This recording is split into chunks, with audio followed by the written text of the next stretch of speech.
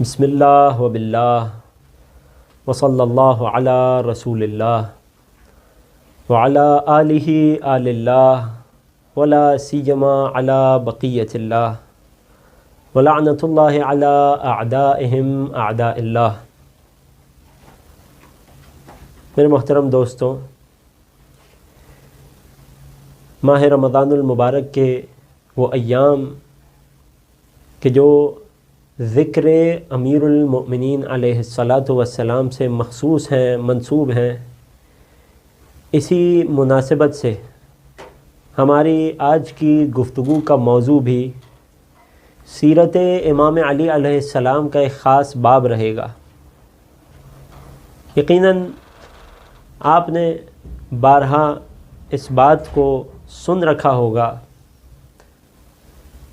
کہ جب ہم شیعہ اثنا عشری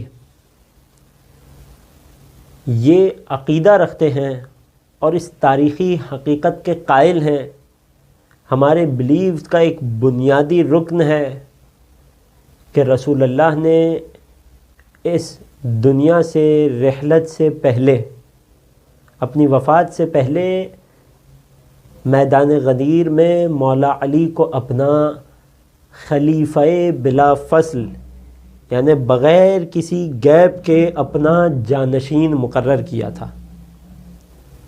تو یہاں پر بعض اوقات ذہن میں خیال بھی آ سکتا ہے یا دیگر جوانب سے سوال اٹھتا ہے کہ اگر واقعاً ہمارا یہ عقیدہ درست ہے، اس معاملے میں ہم حق پر ہیں اور مولا علی کو رسول نے اپنا جانشین مقرر کر دیا تھا اور مولا علی بھی بعد رسول خلافت کو اپنا حق سمجھتے تھے، تو پھر سوال یہ اٹھتا ہے کہ رسول کی رحلت کے بعد مولا علی نے کیوں کوئی کوشش نہ کی اپنے حق کو حاصل کرنے کے لیے، جبکہ ہم جانتے ہیں کہ مولا علی کی کوشش نہ کرنے میں کوئی ایسی وجہ نہیں تھی کہ مثلا مولا علی کے پاس طاقت کی، ہمت کی، بہادری کی کمی ہو یا والعیاذ باللہ بصیرت کی کمی ہو۔ نہیں، یہ وہی علی علیہ السلام تھے کہ جنہوں نے حیات رسول میں جنگوں میں معجزے دکھلائے، کہ جو فاتح خیبر و بدر و احد قرار پائے، کہ جنہوں نے خندق میں رسول کی صدا پر لبیک کہتے ہوئے عمرو بن عبد ود کو واصل جہنم کیا۔ تو ایک سوال کیا جاتا ہے، تو اگر واقعاً جو ہمارا عقیدہ ہے وہ درست ہوتا اور اگر واقعاً مولائے کائنات حضرت علی علیہ السلام بھی رسول کی بلا فصل خلافت و جانشینی کو اپنا حق سمجھتے تو بعد رسول کسی نہ کسی انداز میں اس حق کا مطالبہ تو کرتے۔ مولا نے تو کوئی مطالبہ نہیں کیا، یہ سوال کرنے والے کے سوال کا حصہ ہے جو پیش کر رہا ہوں۔ مولا نے تو مطالبہ نہیں کیا، مولا نے تو کوئی اعلان جنگ نہیں کیا، مولا نے تو تلوار نہیں اٹھائی، فاتح خیبر نے تلوار نہیں اٹھائی۔ یہ ایک سوال ہے۔ اور اگر آپ کہتے ہیں کہ مولا علی صبر کر رہے تھے، مولا علی مسلمانوں کے درمیان جنگ چھیڑنا نہیں چاہتے تھے، یہ اسلام کی مصلحت کے برخلاف تھا، تو سامنے سے اس پر ایک اور سوال یہ آتا ہے، غور کیجئے گا، یہ سوال کا شبہے کا اعتراض کا اگلا رخ ہے، اگلا حصہ ہے جو آپ کی خدمت میں پیش کر رہا ہوں۔ عام طور پر بات اس پہلے حصے تک رکھی جاتی ہے، تو اگلا حصہ اعتراض کا یہ آتا ہے، سوال یہ آتا ہے کہ پھر یہ وہی علی علیہ السلام ہے کہ جب ظاہری طور پر تخت خلافت مولا کے قدموں میں آ گیا اور مولا ظاہری خلافت کو بھی اختیار کر چکے، تو یہی امام علی تھے کہ جنہوں نے جنگ جمل اور صفین اور نہروان جیسی جنگیں لڑی، کہ جہاں پر ظاہری طور پر مد مقابل اور سامنے والی پارٹی بھی مسلمانوں کی تھی۔ تو کیا فرق تھا کہ وہاں بعد رحلت رسول حضرت علی نے تلوار نہ اٹھائی، اور وہ جو سبب وہاں پایا جاتا تھا وہ سبب یہاں کیوں نہیں تھا کہ یہاں مولا علی نے بظاہر مسلمان گروہوں کے خلاف جنگ کی اور ان جنگوں کو جیتا؟ یہ ایک پورا سوال ہے، ایک سینیریو ہے جو مولا علی کی سیرت کا ایک اہم حصہ ہے، جو رسول کی رحلت اور ان کی وفات کے بعد پیش آنے والے واقعات سے متعلق ہے، اور مولا کی سیرت کا یہ وہ حصہ ہے کہ جو انتہائی مظلوم ہے، کیونکہ جس قدر یہ حصہ، یہ سیرت کا یہ جز کہ وفات رسول کے بعد کیا ماجرات ہوئے اور ان میں مولا علی کا کیا اسٹینڈ تھا، کیا موقف تھا، کیا رائے تھی، کیا طریقہ تھا، اس موضوع کے ہمارے عقائد سے بڑے گہرے روابط ہیں، بڑے گہرے تعلق ہیں۔ لہٰذا آج انشاءاللہ جو بھی گفتگو ہوگی وہ اسی سوال کے جواب میں ہوگی۔ اس سے پہلے کہ ہم باقاعدہ تاریخی حوالوں کے ذریعے سے اس سوال کا جواب اپنے نوجوان دوستوں کی خدمت میں پیش کریں، چند اہم مقدمات، چند بیسکس کلیئر کرنا چاہوں گا۔ سب سے پہلا اور اہم مقدمہ، سوال کرنے والے کے سوال میں، خود کوشچن میں، خود اس شبہے میں ایک مس کنسیپشن چھپا ہوا ہے۔ وہ کیا ہے؟ وہ یہ کہ سوال کرنے والے نے یہ ازیوم کر لیا ہے کہ اگر کہیں بھی اپنے حق کے لیے آواز اٹھانی ہو، یا مثلاً مولا علی کو اگر کہیں اپنے حق کے لیے آواز اٹھانی تھی تو وہ فقط تلوار اور اسلحے کے ذریعے ہی ہو سکتی تھی، بحیث اس نے ان دونوں باتوں کو آپس میں جوڑ دیا ہے کہ اگر مولا علی نے تلوار نہیں اٹھائی از ایکولز ٹو کہ مولا علی نے اپنا حق نہیں مانگا، اور وہ اس سے نتیجہ لیتا ہے کہ اس کا مطلب یہ تو مولا علی نے اپنا حق سمجھا ہی نہیں تھا، ورنہ علی علیہ السلام جیسے شجاع کو کون روک سکتا ہے اپنے حق کا مطالبہ کرنے کے لیے سے۔ توجہ کر رہے ہیں میرے نوجوان دوست؟ تو یہاں یہ دو باتیں آپس میں الگ الگ ہیں۔ یہ ایک مس کنسیپشن ہے کہ جو سائل کے سوال میں پوشیدہ ہے، جسے ہمیں واضح کرنا ہوگا، اور ہمیں خود اپنے عقیدے کی مضبوطی کے لیے اور مولا علی کی سیرت کو اور ابتدائی تاریخ اسلام کی بہتر انڈرسٹینڈنگ کے لیے ہمیں ان بنیادی نکات کو، ان بیسکس کو سمجھنا ضروری ہوگا۔ یہ ضروری نہیں ہے کہ حق کا مطالبہ مولا تلوار کے ساتھ ہی کرتے، جبکہ حقیقت اس کے برعکس ہے۔ مولا کہیں اپنے حق کے مطالبے سے پیچھے نہ ہٹے۔ کئی مرتبہ تاریخ میں مولا نے اس بات کا برملا اظہار اور اعلان کیا، فقط امام نے خود نہیں بلکہ ان کے چاہنے والے اور قریبی اصحاب نے کئی مرتبہ اس بات کا برملا اعلان اور اظہار کیا کہ یہ بلا فصل خلافت اور جانشینی مولا کائنات کا حق تھی۔ مولا کبھی اپنے اس حق سے پیچھے نہ ہٹے۔ ہاں وہ اور بات ہے کہ مولا نے اس حق کو حاصل کرنے کے لیے طاقت اور تلوار اور اسلحے کا زور کی مدد نہ لی، استعمال نہیں کیا۔ اس حق کو حاصل کرنے کے لیے مولا نے جنگ نہیں کی، مگر اس کا ہرگز یہ مطلب نہیں ہے کہ مولا اپنے حق سے دستبردار تھے، یا مولا اسے اپنا حق نہیں سمجھتے تھے، یا امام نے کبھی اس حق کا مطالبہ نہ کیا ہو۔ نہیں، تاریخ میں بارہا ایسے مقامات ہیں کہ جہاں مولا نے، پھر ریپیٹ کر رہا ہوں کیونکہ بہت اہم بات ہے، مولا نے یا ان کے چاہنے والوں نے اس حق کا مطالبہ کیا۔ نوجوان دوست مختلف کتابوں میں پڑھتے بھی ہیں، سنتے بھی ہیں، ہم اپنے اسکول کے سلیبس میں بھی ان باتوں کو کہیں نہ کہیں اشارتاً پڑھ رہے ہوتے ہیں۔ بعض دوستان اس وقت بھی متوجہ ہوتے ہیں، بعض دوستان کو بعد میں جا کر پتہ چلتا ہے کہ ہسٹری میں کس قدر مینیپولیشن ہے۔ حضرت ابوذر غفاری کو مدینے سے کیوں شہر بدر اور علاقہ بدر کیا گیا؟ کیوں مدینے سے نکالا گیا؟ کیوں ربضہ کے صحرا میں بھیجا گیا؟ توجہ کر رہے ہیں؟ یہاں ایک اور باب کھل جاتا ہے۔ بہت سے لوگ تھے کہ جو مولا علی کے ساتھ ساتھ مولا کے اس حق کا مطالبہ کر رہے تھے، اور یہ برملا کہہ رہے تھے کہ رسول نے اپنا جانشین مولا کائنات کو بنایا ہے۔ اور یہیں سے ہسٹری کا ایک اور اہم باب کہ جسے ہمیں پڑھایا اور سنایا جاتا ہے مگر تصویر تھوڑی سی چینج کر کے، وہ کیا ہے، اشارہ کر کے گزر جاؤں گا۔ ہم سب نے اپنے اسکول کے کورس میں پڑھا ہے، یقیناً میرے نوجوان دوست جو ابھی اسکول گوئنگ ہے یا اس مرحلے کو طے کر چکے ہیں، انہوں نے بھی اپنے سلیبس میں اس بات کو پڑھا ہوگا کہ رسول کے بعد پیش آنے والے حالات میں ایک واقعہ کیا تھا، مانعین زکوٰۃ سے بلکہ منکرین زکوٰۃ سے جہاد۔ یہ چیپٹر ہے، آپ سب نے ہی اسے پڑھ رکھا ہوگا۔ اس چیپٹر کا خلاصہ کیا پیش کیا جاتا ہے کہ رسول کی رحلت کے بعد مدینے کے اطراف میں کچھ ایسے قبائل تھے، کچھ ایسی بستیاں تھیں کہ جنہوں نے اسلام کے بنیادی ارکان میں سے ایک رکن، ایک اہم ترین رکن یعنی زکوٰۃ کا انکار کر دیا۔ اور جب کسی نے دین کے کسی بنیادی رکن کا انکار کر دیا از ایکولز ٹو دین کا انکار کیا، از ایکولز ٹو مرتد ہو گیا۔ نتیجہ کہ اب وہ اس سے جنگ کی جائے، نتیجے میں اسے قتل کیا جائے۔ یہ ایک تصویر ہے کہ جس کے نتیجے میں کیا ہوا، رسول کی رحلت کے بعد کئی قبائل میں جا کر جنگ کی گئی، لشکر کشی کی گئی اور وہاں کے لوگوں کو قتل کیا گیا۔ بہت سے واقعات ہوئے کہ جن میں کچھ لوگوں کو زندہ جلانا بھی شامل ہے اور بہت ساری تفصیلات ہیں کہ جو ذکر کی جاتی ہیں۔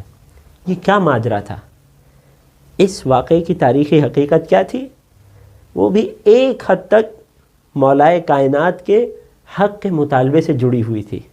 یہ بات واضح رہے کہ ان میں سے کوئی قبیلہ یا شخص ایسا نہیں تھا کہ جس نے زکوٰۃ کا انکار کیا ہو۔ نہیں، زکوٰۃ کا انکار کسی نے نہیں کیا تھا۔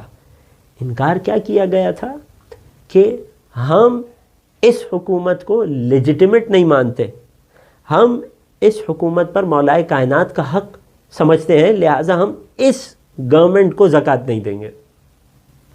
بہت فرق ہے، ایک مرتبہ کوئی شخص اصل زکوٰۃ کا منکر ہو جائے اور ایک مرتبہ کہے کہ نہیں، زکوٰۃ واجب ہے، اسلام کا بنیادی رکن ہے، قرآن میں بار بار اس کے وجوب پر انفسائز کیا گیا ہے، لیکن میں زکوٰۃ لیجیٹیمیٹ اسلامی گورنمنٹ کو دوں گا۔ دونوں باتوں میں فرق ہے۔ اسے منکر زکوٰۃ نہیں کہا جا سکتا، یہ مرتد نہیں کہلائے گا، یہ اسلام سے خارج نہیں ہوگا۔ تو یہ ماجرات ہوئے۔ تو لوگوں نے کیوں زکوٰۃ دینے سے انکار کیا اس وقت کی گورنمنٹ کو؟ بہت سارے اسباب تھے، کچھ ذاتی وجوہات بھی تھیں، کچھ اس گورنمنٹ کو لیجیٹیمیٹ اس لیے نہیں مان رہے تھے کہ کسی اور کو اس کا حقدار سمجھتے تھے، کچھ اس لیے انکاری تھے کہ مولا علی کو اس کا حقدار سمجھتے تھے۔ لیکن اس کے باوجود مولا علی نے اولاً تو یہاں تک یہ پوائنٹ کلیئر ہو گیا ہوگا کہ مولا علی نے اپنے حق کا مطالبہ کیا تھا۔ ایسا نہیں ہے کہ مولا نے حق کا مطالبہ نہیں کیا، ہاں مولا علی نے اس حق کو حاصل کرنے کے لیے اسلحے کا زور نہیں اٹھایا، اسلحے کی مدد نہیں لی، تلوار نہیں اٹھائی۔ فاتح خیبر نے یہاں پر جنگ نہ کی۔ یہاں سے ہم اپنے اس ڈسکشن کے دوسرے پوائنٹ کی طرف آ جاتے ہیں کہ اگر حق مولا کا تھا اور مولا نے اس حق کا مطالبہ بھی کیا تو پھر کیا ایسی حکمت تھی، کیا وجہ بنی کہ مولا کے جو انتہائی شجاع اور بہادر تھے، کہ جو فاتح خیبر و بدر و احد تھے، انہوں نے اس حق کو حاصل کرنے کے لیے تلوار نہیں اٹھائی؟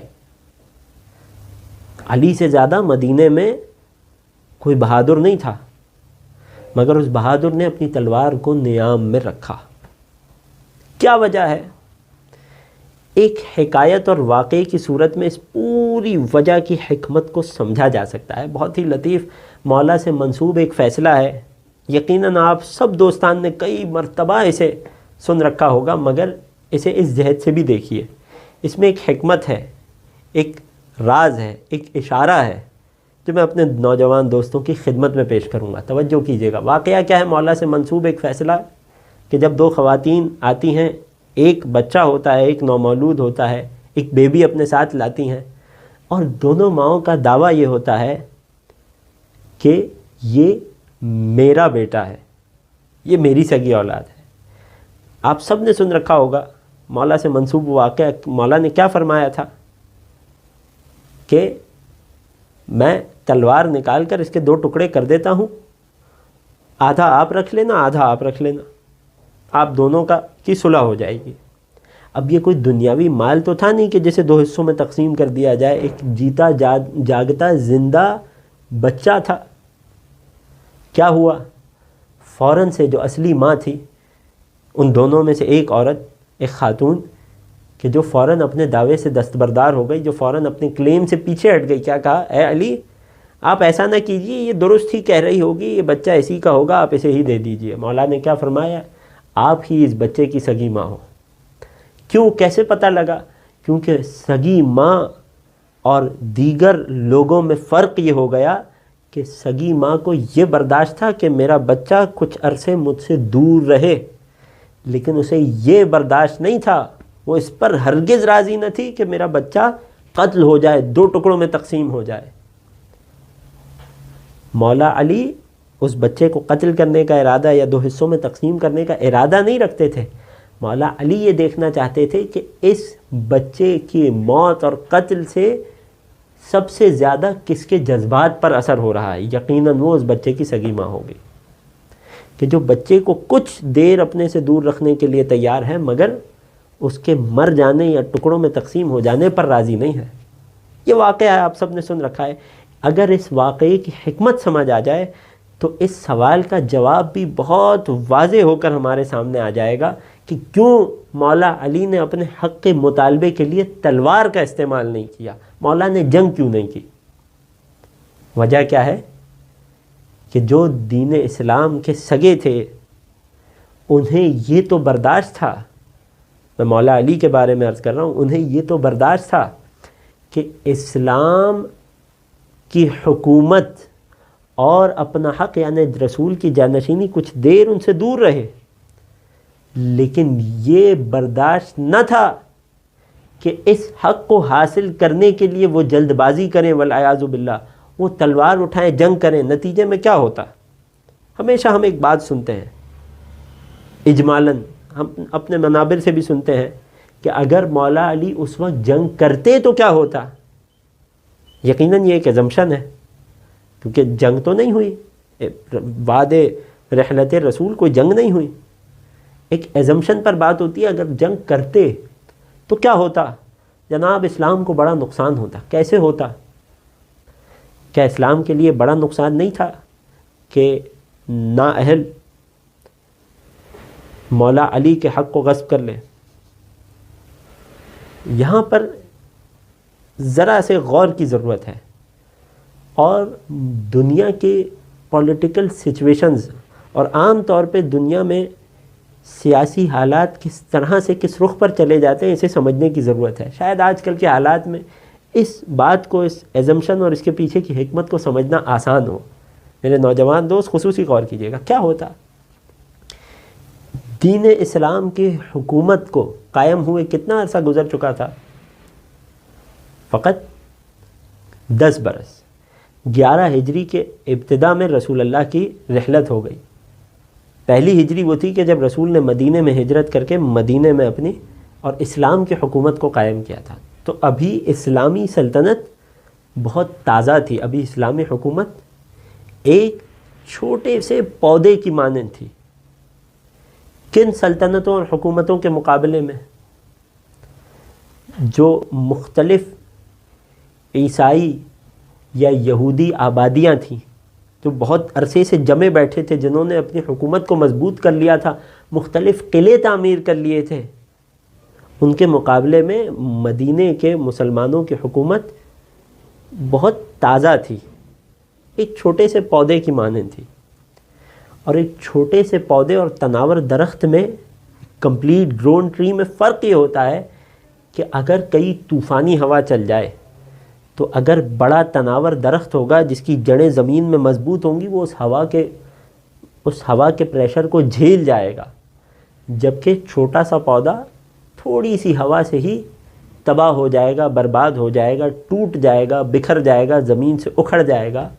تو خطرہ یہ تھا، بہت آسان ہو گیا ہے 1400 سال بعد اس حکمت کو سمجھنا، خطرہ یہ تھا کہ جہاں مدینے میں داخلی طور پر انتشار ہوتا، یقیناً اگر فرض کیا جاتا کہ مولا علی اپنے حق کو حاصل کرنے کے لیے تلوار اٹھاتے تو کیا ہوتا؟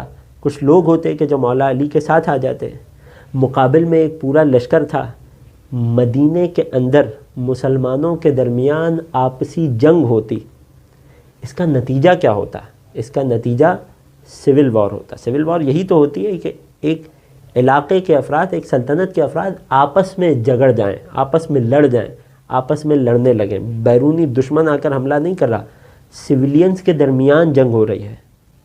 تو اس مسلمان آبادی میں کہ جو بہت تازہ تھی، کہ جس کی حکومت بہت تازہ تھی، بہت مضبوط نہیں تھی، ان کے درمیان کیا ہوتی؟ سول وار ہوتی۔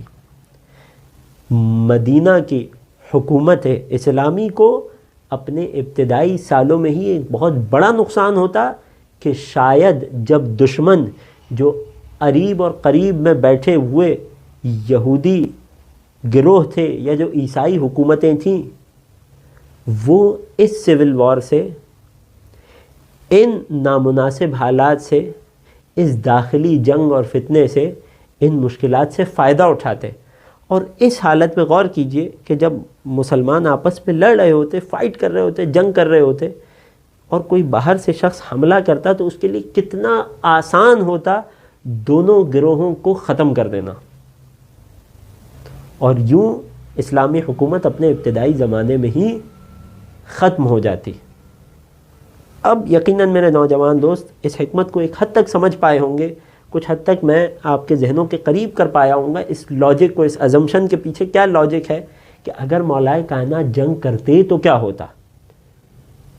اور یہاں سے ہم ایک اور تاریخی واقعے سے جڑ جائیں گے کہ جو اجمالی جوابات ہوتے ہیں، جو سمرائز جوابات ہوتے ہیں جو آپ نے سن رکھے ہوں گے، وہ کیا ہے کہ رسول اللہ نے مولا علی کو وصیت کر رکھی تھی۔ یہ بات ہماری کتب میں بھی، برادران کی کتب میں بھی موجود ہے۔ مستدرک حاکم نیشا پوری،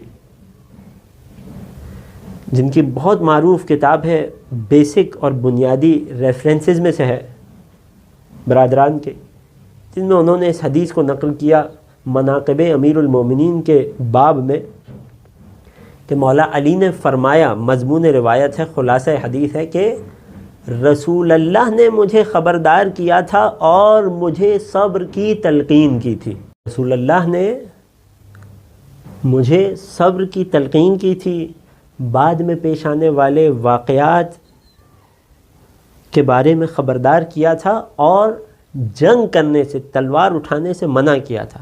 کئی بار تاریخ میں مولا علی کے یہ جملے ملے مختلف موقعوں پر کہ اگر رسول نے مجھے وصیت نہ کی ہوتی، اگر رسول نے مجھے خبردار نہ کیا ہوتا، یہ بات کہ مولا علی کو رسول کی وصیت تھی، اس وجہ سے انہوں نے تلوار نہیں اٹھائی، یہ بات آپ سب سن چکے ہیں۔ اس کی ایک وجہ اور حکمت کیا تھی؟ اس ازمپشن کے پیچھے لاجک کہ اگر مولا علی جنگ کرتے، تلوار اٹھاتے تو کیا ہوتا۔ یہی وجہ ہے کیونکہ رسول اکرم صلی اللہ علیہ وآلہ وسلم اس بات کو بخوبی جانتے تھے، سمجھتے تھے کہ میرے بعد کیا ہونا ہے، کیوں ہونا ہے۔ اس پر بھی ہم کچھ روشنی ڈالیں گے، کچھ عرائض پیش کریں گے، کچھ پوائنٹس ہیں جو اپنے دوستوں کی خدمت میں پہنچانے، ہسٹری سے ریلیٹڈ۔ رسول اس بات کو درک کر رہے تھے، ظاہری حالات یہ بتلا رہے تھے کہ رسول کی رحلت کے بعد مولا علی کو آسانی کے ساتھ ان کا حق نہیں دیا جائے گا، لہٰذا رسول اللہ نے مولا علی کو اپنی وصیت اور اپنے حکم کے ذریعے روک دیا، اے علی اپنے حق کا مطالبہ کرنا ہے مگر اس کے لیے تلوار نہیں اٹھانی۔ مسلمانوں کے درمیان ان ابتدائی ایام میں جنگ اسلامی حکومت کے ختم ہو جانے کا باعث بن جائے گی۔ یہ ایک اہم نقطہ کہ جسے ہم یہیں پر روکتے ہیں۔ ایک اور اہم نقطہ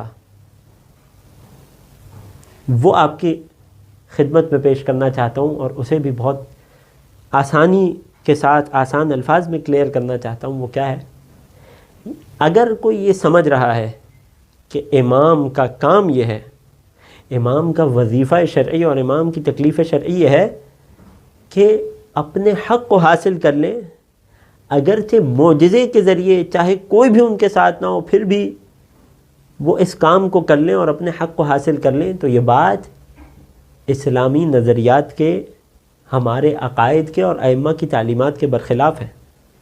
کیا امام یہ کام کر سکتے تھے؟ یقیناً جو 2 انگشت پہ خیبر کے دروازے کو اکھاڑ دے اس سے کیا بعید ہے، جس کے اشارے پہ سورج پلٹ جائے اس سے کیا بعید ہے؟ ناممکن کچھ نہیں تھا. لیکن ائمہ اپنی زندگی کو معجزات کے بل پر نہیں گزارا کرتے تھے. اپنی زندگی میں معجزات دکھلائے انبیاء نے بھی، ائمہ نے بھی، لیکن آیا اپنی قوم کو ہدایت کے راستے پر ڈالنا ہے، گامزن کرنا ہے اس معاملے میں، اور حق کو جتانا ہے، باطل کو برباد کرنا ہے، ہرانا ہے، اس معاملے میں ائمہ اپنی زندگی معجزے کے بل پر نہیں جیا کرتے تھے. امام کی ایک تکلیف تھی، ایک ذمہ داری تھی، امام اسے معجزے کے بل پر پورا نہیں کرتے تھے، بلکہ اس ذمہ داری کو ادا کرنا مشروط تھا. اس ذمہ داری کے پورا کرنے کے لیے یہ ضروری تھا، یہ شرط تھی کہ انصار اور مددگار مل جائیں.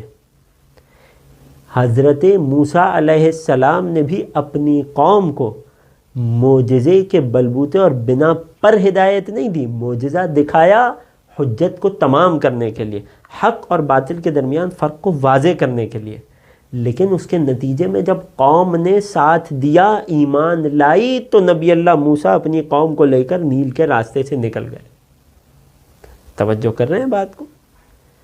اسی طرح امام علی علیہ السلام کا بھی روایات کی روشنی میں جو وظیفہ تھا وہ کیا تھا، جو رسول اللہ نے امام کو اپنی وصیت اور نصیحت میں بھی بیان کیا تھا؟ یا علی، اگر مددگار جمع ہو جائیں تو اپنے حق کے لیے قیام کرنا، اگر مددگار نہ جمع ہو تو اپنے حق کے لیے قیام نہ کرنا. توجہ کر رہے ہیں؟ یہ بات بہت واضح رہے کہ مولا علی نے اپنے دعوے سے، اپنے حق سے کبھی رخ نہیں موڑا، کبھی اپنے حق کے مطالبے سے پیچھے نہیں ہٹے، اس کے لیے تلوار نہیں اٹھائی، جنگ نہیں کی. کیوں؟ کیونکہ ایک وجہ یہ ہے کہ مددگار جمع نہیں تھے. بہت ہی انگلیوں پر گننے کے قابل تعداد تھی کہ جو مولا علی سے مخلص رہی رسول کی رحلت کے بعد، کہ جنہوں نے رسول کے اس حکم کو یاد رکھا. یہاں ایک اور سوال اٹھتا ہے کہ مولائے کائنات کے لیے لوگ اور مددگار کیوں کر جمع نہ ہوئے؟ کیا لوگ مدینہ میں مولائے کائنات کو نہیں جانتے تھے؟ کیا غدیر کا خطبہ اور وہ حکم لوگوں نے نہیں سن رکھا تھا؟ نہیں، 1.25 لاکھ کا مجمع تھا کہ جنہوں نے غدیر میں رسول کو، امام علی علیہ السلام کو اپنا جانشین بناتے ہوئے دیکھا تھا، اور گواہی کتنوں نے دی تھی. مگر اس کے باوجود جب وقت آیا تو مولا علی کی مدد سے پیچھے ہٹ گئے. اور یہ اصحاب کا پیچھے ہٹ جانا، مددگاروں کا نہ ہونا، یہ ایک بنیادی سبب بنا کہ مولا نے اپنے حق کے مطالبے کے لیے تلوار نہ اٹھائی. مولا نے جبراً اور طاقت کے زور پر اپنا حق حاصل نہیں کیا، بلکہ بغیر اسلحے کے اپنے حق کو ثابت کرتے رہے دلیلوں سے اور مختلف موقعوں اور مناسبتوں پر. اور خود مولائے کائنات نے اس حکمت کو بعد رحلت رسول اپنے صبر کی وجہ اور ریزن بیان کرتے ہوئے خطبہ شقشقیہ میں کیا فرمایا؟ بڑا ہی معروف جملہ، فَاتَّفِقْتُ أَرْتَئِ أَنْ أَصُولَ بِيَدٍ جَزَّاء أَوْ أَصْبِرَ عَلَى تَخْيَطٍ عَمْيَاء. بس میرے پاس 2 آپشنز تھے، ایک یہ کہ کٹے ہوئے ہاتھ کا سہارا لے کر آگے بڑھوں، کٹے ہوئے ہاتھ کے ذریعے سے جنگ لڑوں. ید اللہ یہ جملہ کہہ رہا ہے، کیا مراد ہے؟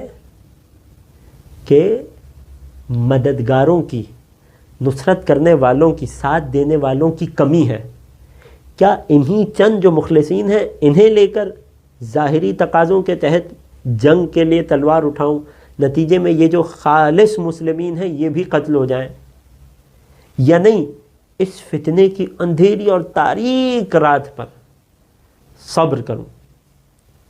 فرأیت ان الصبر علی ہاتا احجا، خطبہ شقشقیہ کے معروف جملے. پس میں نے کیا رائے اختیار کی؟ مولا فرما رہے کہ میں نے یہ جانا کہ یہاں پر صبر کرنا زیادہ مناسب ہے، زیادہ بہتر ہے۔ کیوں؟ کیونکہ مددگاروں کی کمی ہے، جن کی ذمہ داری تھی امام علی کے ساتھ دینا، ان کی اطاعت کرنا، انہوں نے یہ کام نہیں کیا، اپنی ذمہ داری سے پیچھے ہٹے۔ امام ہر کام معجزے سے نہیں کیا کرتے۔ پھر مولا نے کیا کیا؟ فرمایا فَصَبَرْتُ وَفِي الْعَيْنِ قَضَى وَفِي الْحَلَقِ شَجَا۔ فرماتے ہیں پس میں نے صبر کیا۔ مولا کیسا صبر؟ اب اس جملے میں مولا کی مظلومیت بھی ہے اور مولا کے مصائب بھی ہیں۔ ایک مولا کی شہادت کے مصائب ہیں جو آپ سنتے ہیں ان ایام میں منابر پر، اور ایک وہ مصائب ہیں کہ جو مولا علی پر گزرنا شروع ہوئے رسول کی رحلت کے فوری بعد سے، اور کب تک چلے؟ 40 ہجری میں مولا کی شہادت تک۔ 11 ہجری سے 40 ہجری کتنا عرصہ بنتا ہے؟ 30 برس۔ یہ سارا عرصہ مولا علی نے مظلومیت اور مصائب میں گزارا ہے۔ کیفیت کیا ہے؟ صبر کرنا حکم خدا کے تحت مولا کائنات کی ذمہ داری تھی، مگر کیسا صبر؟ کیا کوئی آسان بات تھی؟ فرماتے ہیں وَفِي الْعَيْنِ قَضَى وَفِي الْحَلَقِ شَجَا۔ وہ علی علیہ السلام کے جو تیر نکال لیے جانے پر ایسا صبر کرے کہ جسے خبر بھی نہ ہو، حالت نماز میں ہو، درد کا احساس بھی نہ کرے، درد یقیناً درد ہوتا ہے، متوجہ نہ ہو، ایسا صبر اور شکر۔ وہ علی علیہ السلام نہ جانے کیا مظلومیت بیت رہی تھی، فرمانے لگے کہ پس میں نے صبر کیا۔ کیفیت کیا تھی؟ وَفِي الْعَيْنِ قَضَى وَفِي الْحَلَقِ شَجَا۔ صبر اس کنڈیشن میں کر رہا تھا گویا کہ اس وقت کی سچویشن اسلام کے ساتھ کیا ہو رہا ہے، اور مولا علی کو وہ سب دیکھنا پڑ رہا ہے، صبر کرنا پڑ رہا ہے۔ گویا یہ کیسا تھا؟ ایسے شخص کا صبر کہ جس کی آنکھ میں بھی کانٹا چبھو دیا گیا ہو اور جس کے حلق میں بھی کانٹا پھنسا دیا گیا ہو۔ ایسا سخت ترین صبر مولا کائنات نے بعد رحلت رسول کیا، اور اس صبر کو بیان بھی کیا۔ ایک بہت بنیادی سوال یہ اٹھتا ہے، کیا مولا علی کے فضائل لوگوں کی نظروں سے پوشیدہ تھے؟ کیا لوگ نہیں جانتے تھے؟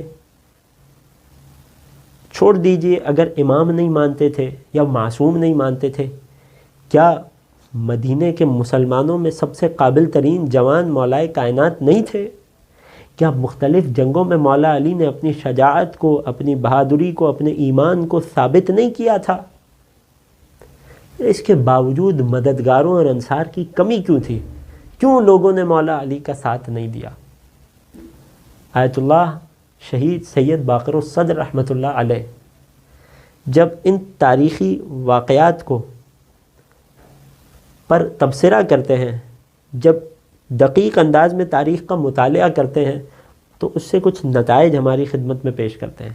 فرماتے ہیں ان کی پوری بات کا خلاصہ، فرماتے ہیں کہ 3 اسباب تھے کہ جس بنا پر لوگوں نے رسول کی رحلت کے بعد مولا علی کا ساتھ نہیں دیا۔ ساتھ دیتے تو مولا علی تلوار نکالتے اور اپنے حق کو حاصل کر لیتے۔ توجہ کر رہے ہیں؟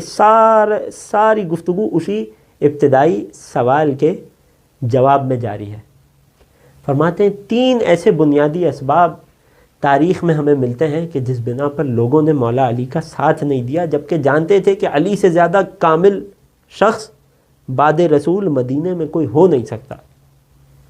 سب سے پہلی اور بنیادی وجہ وہ غیر اسلامی تھنکنگ پروسیس، وہ غیر اسلامی سوچ کہ جو ان کو اس نتیجے پر پہنچنے کا سبب بن رہی تھی کہ رسول نے غدیر میں علی کو اپنا جانشین اس لیے نہیں بنایا کہ علی سب سے زیادہ حقدار ہیں، بلکہ اس لیے بنایا کہ یہ تو رسول کے رشتہ دار ہیں، یہ تو رسول کے چچا زاد بھائی ہیں، یہ تو رسول کے داماد ہیں۔ تو اپنے خاندان کا بندہ ہونے کی وجہ سے والعیاذ باللہ رسول نے علی کو یہ جانشینی دی، خدا کی طرف سے یہ جانشینی نہیں ہے، ایک سوچ تھی۔ کیوں؟ کیونکہ اس زمانے میں اسلام بہت تازہ تھا، بہت نیا تھا، لوگوں کے ذہنوں پہ اس وقت بھی دور جاہلیت کی فکروں کا غبار تھا کہ جہاں عصبیت اور اپنے قبیلے سے محبت اور اپنے خاندان کی بڑائی بہت زیادہ عام تھی، جہاں تعصب عام تھا۔ اس ماحول میں جب رسول نے مولا علی کی جانشینی کا اعلان کیا تو ایک گروہ تو وہ تھا کہ جو اسے اللہ کی جانب سے سمجھنے کو ہی اور ماننے کو ہی تیار نہیں تھا، کہ جس کا اظہار ایک واقعے کی صورت میں اس وقت بھی ہوا کہ جب حارث بن نعمان فہری نامی منافق نے رسول کے سامنے آ کر اس بات کا برملا اظہار کر دیا، نتیجے میں آسمان سے پتھر برسا، اسی وقت ہلاک ہوا، واصل جہنم ہوا۔ سورہ معارج کی آیات کے ذیل میں آپ نے اس واقعے کو سن رکھا ہوگا یقیناً۔ پہلا ریزن، پہلی وجہ کیوں لوگوں نے ساتھ نہیں دیا، کیونکہ لوگوں نے اس حکم کو کہ مولا علی رسول کے بعد ان کے بلا فصل خلیفہ اور جانشین ہیں، لوگوں نے اس حکم کو ایک غیر اسلامی اور ذاتی رائے سمجھا رسول کی، والعیاذ باللہ۔ توجہ کر رہے ہیں؟ کیوں؟ کیونکہ نبوت اور رسالت کا عقیدہ کلیئر نہیں تھا، غیر اسلامی افکار، دور جاہلیت کی افکار اب تک لوگوں کے ذہنوں پر جالے بنائے بیٹھی تھی۔ دوسرا ریزن جو شہید صدر نے بیان کیا، ذکر کیا، کیوں لوگوں نے ساتھ نہیں دیا، فرماتے ہیں، خلاصہ میں پیش کر رہا ہوں، ان کا طویل و عریض کلام ہے اس پر، کہ رسول کی رحلت سے 1.5 برس پہلے ہی 9 ہجری میں فتح مکہ کا واقعہ ہوا تھا۔ فتح مکہ کیا ہوا تمام نوجوان دوست جانتے ہیں، پڑھ چکے ہیں، اسکول میں، مدارس میں، ہر جگہ ہمارے تاریخ اور سیرت کے کورس کا حصہ ہوتا ہے۔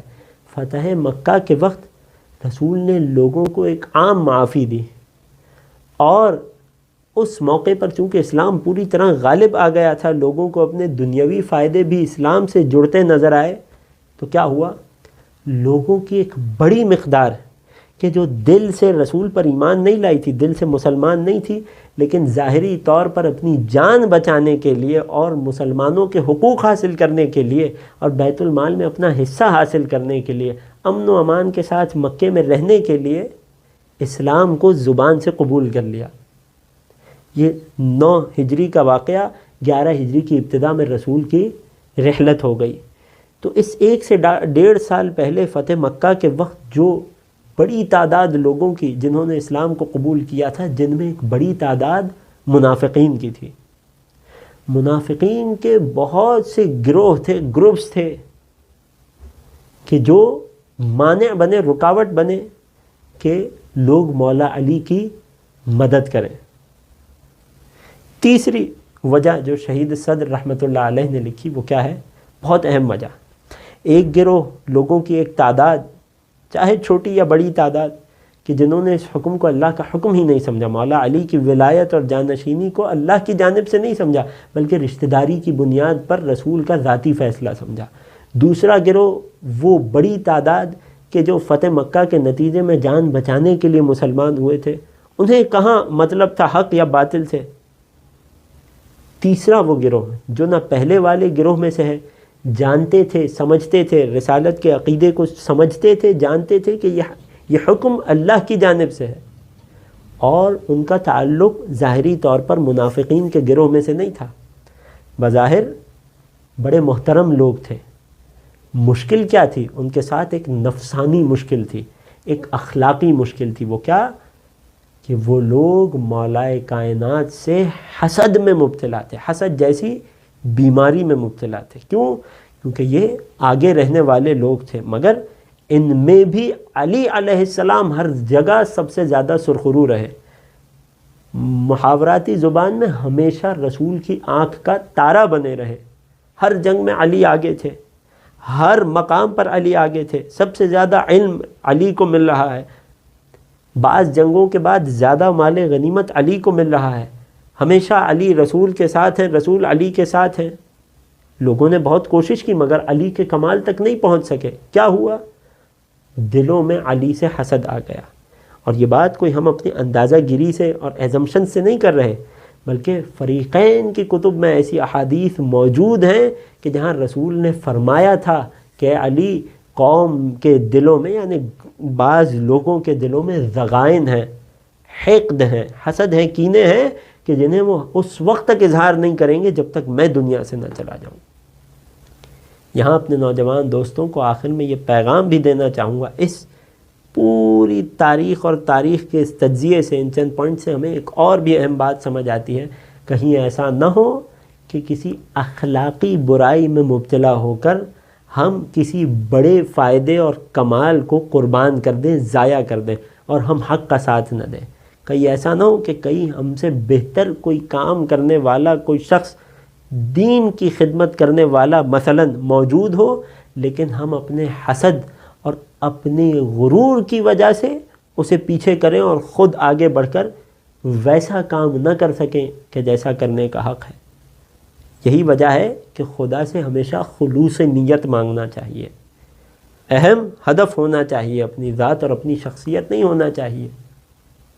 بس عزیزوں، انہی عرائض کے ساتھ یہ تمام وہ معاملات تھے، وہ حکمتیں تھیں، وہ ریزنز تھے کہ جو باعث بنے کہ مولا نے رسول کی رحلت کے بعد اپنے حق سے دستبردار نہیں ہوئے، اپنا حق کا مطالبہ نہیں چھوڑا، بلکہ تلوار پر صبر کو ترجیح دی۔ وہی علی علیہ السلام، تاریخ نے یہ منظر بھی دیکھا کہ 21 ماہ رمضان کو وہ علی کے جن کے بارے میں پروپیگنڈا کیا گیا کہ علی تو نماز بھی نہیں پڑھتے والعیاذ باللہ، تاریخ نے دیکھا کہ وہی علی ہیں، شہر کوفہ کی مسجد ہے، نماز فجر کا وقت ہے، علی مصلی عبادت پر ہیں، پہلی رکعت کے دوسرے سجدے میں ہیں کہ ابن ملجم ملعون آگے بڑھتا ہے اور زہر میں بجھی ہوئی تلوار مولا علی کے سر اقدس پر وار کرتا ہے، اور ادھر شہر کوفہ میں الا قد قتل امیر المؤمنین کی صدائیں بلند ہوتی ہیں۔ الا وسيعلم الذين ظلموا آل محمد أي منقلب ينقلبون۔ پروردگار عالم سے دعا کرتے ہیں کہ ہمیں خلوص نیت عطا فرما، دین کو سمجھ کر اس پر عمل پیرا ہونے کی توفیق عنایت فرما، ائمہ کی سیرت کو صحیح انداز میں سمجھنے کی توفیق عطا فرما، ہمیں اپنے عقائد میں ثابت قدمی عنایت فرما، گناہوں سے بچنے کی واجبات کو انجام دینے کی توفیق عنایت فرما، بار الہ ہمارے مرحومین کی مغفرت فرما۔ سب سے بڑی دعا، سب سے بڑی آرزو، منجی بشر، منتقم کربلا، فرزند زہرا، قائم آل محمد کے ظہور میں تعجیل فرما اور ہمیں ان کے خاص آوان و انصار میں شمار فرما۔ ربنا تقبل منا انك انت السميع العليم وتب علينا انك انت التواب الرحيم بجاہ محمد و آلہ الطیبین الطاہرین۔